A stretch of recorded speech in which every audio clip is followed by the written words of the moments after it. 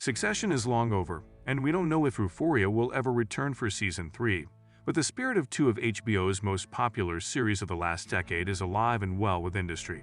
The show, which comes from co-creators and former bankers, Mickey Down and Conrad K., manages to capture the business setting and cutthroat nature of the former, and mesh it with the youthful debauchery depicted in the latter.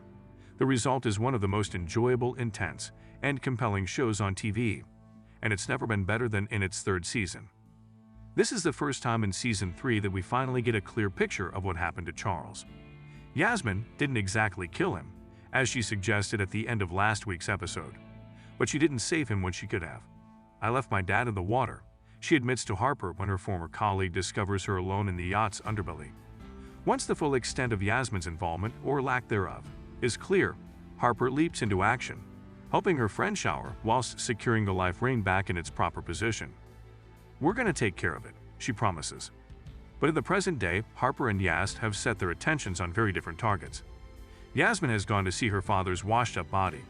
Harper is on the hunt for information about Pierpoint, and specifically about the bank's ESG investments. In a London park, Harper accidentally on purpose runs into James Ashford, a Bear Stearns employee. After some well-played small talk, he inadvertently reveals that he met Petra in the lobby of the Priory, a local mental health hospital. Harper files this useful tidbit away and maneuvers the subject back to her initial quest. Digging deeper into this zero called balance sheet motherlode, she overheard Sweet Pea and Yasmin discussing in the bathroom at Pierpoint last episode. Harper takes what she learns from Ashford to the Leviathan Alpha offices, where she lets slip to Petra that she's heard about a senior secured debt time bomb in the sector.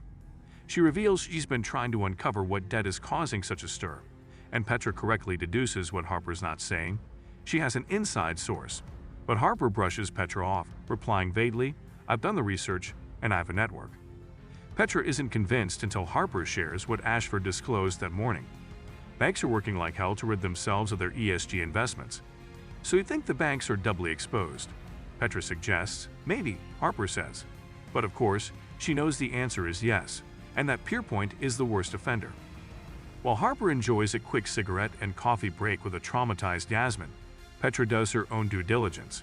She learns that, lo and behold, it's Pierpoint's debt the corporate credit guys most want to offload. What a coincidence! She demands Harper call her useful wallflower, aka Yasmin, to set up a meeting with Pierpoint Asset Management so they can determine the depth of the bank's ESG woes. Harper isn't thrilled with this idea.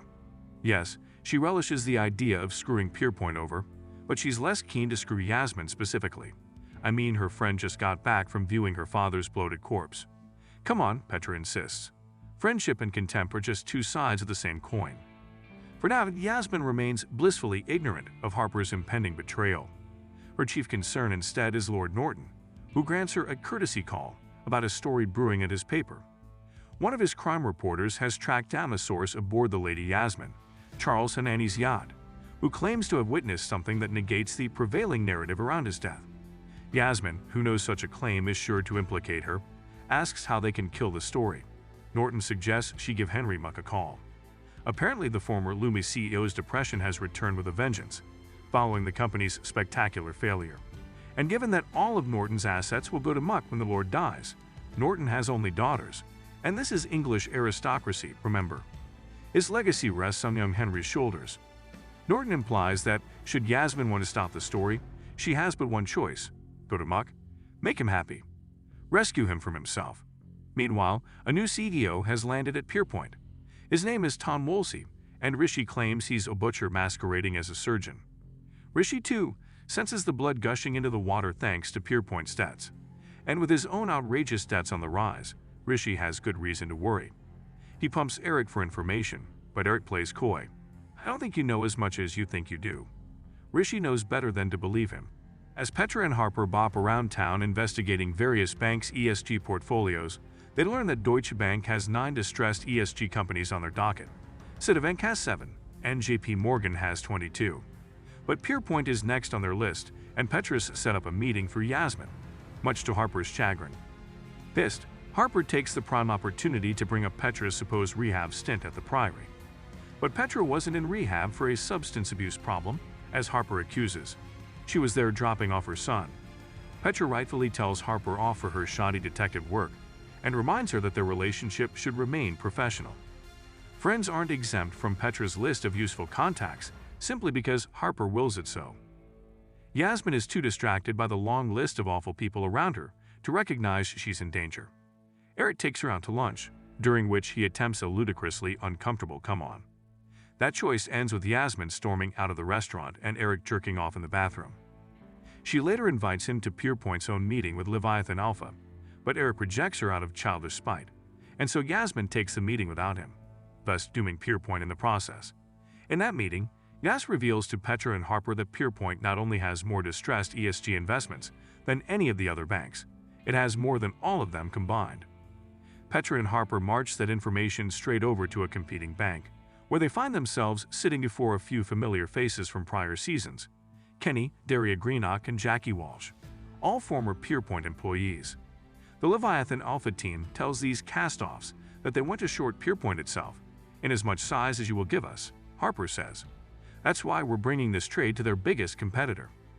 Harper stresses Pierpoint has been in trouble for a while, and Jackie agrees. It's no wonder they brought in Woolsey to fix it. Daria adds that she heard the CFO, Wilhelmina Fassbender, is using the former CEO's senility to make unilateral plays and change the direction of the company. In other words, Wilhelmina seems largely to blame for Pierpoint's ill-begotten ESG play, but I doubt she'll take the fall for it. Leviathan Alpha wants to work with these former Pierpoint colleagues to manage their short discreetly. Because the position would be greater than 0.5% of Pierpoint's market cap, it would normally trigger a public share notification, alerting banking regulators and other investors of the bet. Working with this bank of cast-offs, as Kenny so artfully refers to it, would allow Leviathan Alpha to build its position quietly before the news goes public and a deluge of other investors catch on. That also allows Petra and Harper to buy credit default swap (CDS) protection at lower prices to ensure they earn a maximum profit if, when, Pierpoint goes into its death spiral. You realize that this trade could cause the sort of panic around Pierpoint that may not be able to be contained, right? Kenny asks. To which Harper smiles and replies, "Don't they deserve it?"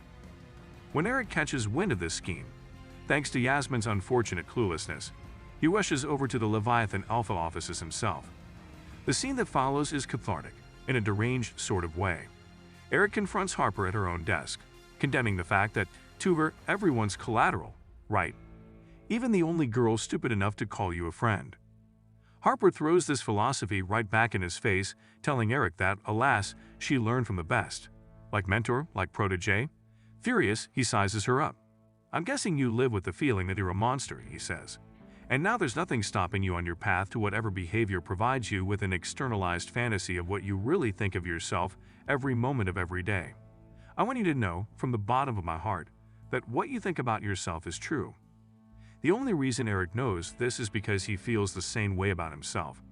He's always seen too much of his own reflection in Harper, so it shouldn't surprise him when she has no qualms attacking with the bluntest weapon available to her. "I heard your family fell apart," she replies, "a shame, but maybe now you can finally go after whatever it is that you really want."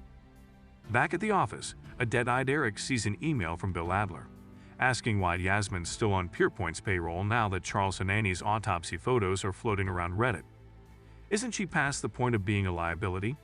And now that Eric knows for certain Yas won't have sex with him, he doesn't have any reason to protect her. He calls her and fires her, supposedly for accidentally leaking proprietary information to Harper. At last, we reached a showdown everyone knew was coming. There was never any hope that Yasmin and Harper would make it to the end of Season 3 with their friendship intact, not with Harper's repeated manipulations and Yasmin's mounting desperation. Still, I can't say that foresight made their death blows any less ugly to witness. Were they entertaining? Sure, but ugly. Very ugly. Finally, Nikki Beach, or So Many Ways to Lose, brings us to the said shore of Nikki Beach.